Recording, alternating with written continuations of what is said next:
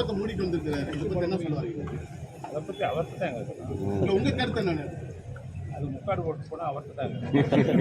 அதே மாதிரி பல்வேறு திட்டங்களை வந்து கேட்கறதுக்காக போயிருக்காங்க. என்னங்க திட்டம்? இப்போ நாளைக்கு எலெக்ஷன் நடக்க போகுது. இந்த 2 மாதத்தில் 5 வருஷம் எங்கே போயிருந்தாரு? 4 வருஷம் மக்களை பற்றிய கவலைப்படலையே யார்? எடப்பாடி.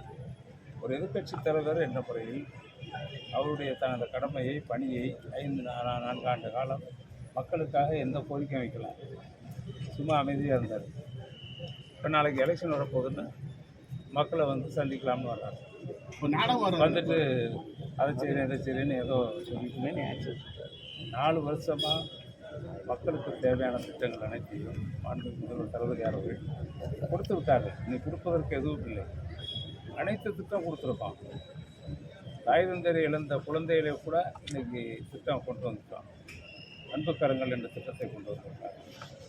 தாய் மாணவர் திட்டத்தை கொண்டு வந்திருக்காங்க. இது முதலமைச்சருக்கு தமிழ்நாட்டு மக்கள் மீது மிகுந்த அக்கறை இருக்கிறது. எல்லா திட்டங்களையும் நிறைவேற்றுவார்.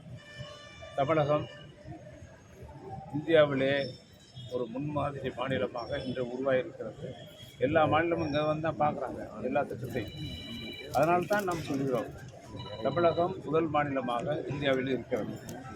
இது இந்தியாவுக்கே வழிகாட்டுகின்ற முதலமைச்சர் தமிழ்நாட்டு முதலமைச்சர். அவ்வளோதான், வேற ஒன்று. ஐயா, ஒவ்வொரு தடவையும் எடப்பாடி பழனிசாமி டெல்லி போகும்போது அமித்ஷாவை நான் சந்திக்கலை, அவங்கள சந்திக்கலைங்கிறாரு. முதல் நான் கட்சி அலுவலகம் திறக்க போகிறேன்னு சொல்லிட்டு போய் அமித்ஷாவை சந்தித்தார். நேற்று பார்க்கும்போது துணை ஜனாதிபதியை சந்திக்க போகிறேன்னு சொல்லி போய் அமித்ஷாவை சந்திக்கிறார். ஒவ்வொரு முறையும் வந்து சந்திக்கலன்னு சொல்லி அவங்களோட சந்திப்பு நடக்குது. அதை பற்றி உங்கள் கருத்து? எந்த நெருக்கடிங்கிறது அவர்கிட்ட கேட்டால் தானே தெரியும். சந்திக்கலன்னு சொல்லிட்டு போயிட்டு சந்திக்கிறது அது சரியில்லை. டிரான்ஸ்பரன்சி வேணும். ஒரு பார்ட்டி கட்சிக்கு நான் தானே பொதுச் செயலாளருங்கிறார்ல, குறுக்கு வழியில் வந்து பொதுச் செயலாளர் ஆகிட்டார். எம்ஜிஆர் வந்து என்ன வச்சுருந்தாங்க சிஸ்டம், எம்ஜிஆரோ மறைந்த அம்மையார் அவர்களோ உறுப்பினர்களால் தான் பொதுச் செயலாளராக அந்த இயக்கத்தில் ஆக முடியும் என்று பைலா இருக்குது. அந்த பைலாவுக்கு முரண்பாக ஒரு சில நபர்கள் பொதுக்குழு உறுப்பினர்களை விலைக்கு வாங்கி பொதுச் செயலாளராக இருக்கிறார். முறைப்படி ஜனநாயக முறைப்படி தேர்ந்தெடுக்கப்படவில்லை. எனவே அந்த கட்சிக்கு தேவை பொது உறுப்பினர் பொதுச் செயலாளரை தேர்ந்தெடுக்க வேண்டும். அப்படி வருகின்ற பட்சத்தில் தான் அந்த இயக்கம் இருக்கும். இல்லாட்டி அந்த இயக்கம் அழிந்துவிடும்.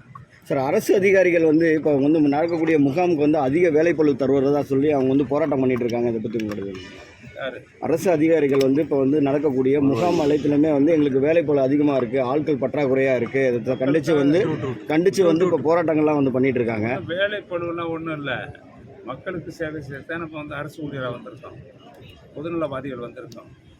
கூடுதல் குறைச்சலாக இருக்கும். ஒரு நாளைக்கு 100 வேலை வரும். அதற்காக நான் ஒரு இடம் நின்று போக வேண்டும் நம்ம சொல்ல முடியாது.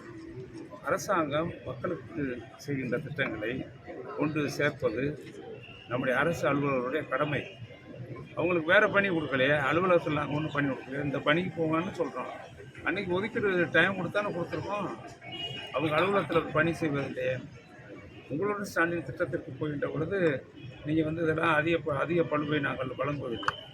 அந்த மனுக்களை வாங்கி அரசிற்கு அனுப்பி கிடைக்காத ஏழை எளிய மக்களுக்கு, நடுத்தர மக்களுக்கு அந்த திட்டங்களை கொண்டு சேர்க்க வேண்டும் என்ற உயர்ந்த நோக்கத்திற்காக இந்த திட்டம் உங்களோட ஸ்டாண்டில் உருவாக்கப்பட்டிருக்கிறது. அதில் எந்த விதமான முரண்பாட்டிற்கும் இடமில்லை. இதுபோன்ற செய்திகளை மேலும் தெரிந்து கொள்ள எங்களது யூடியூப், ஃபேஸ்புக் மற்றும் ட்விட்டர் ஆப்களை சப்ஸ்கிரைப் செய்யவும்.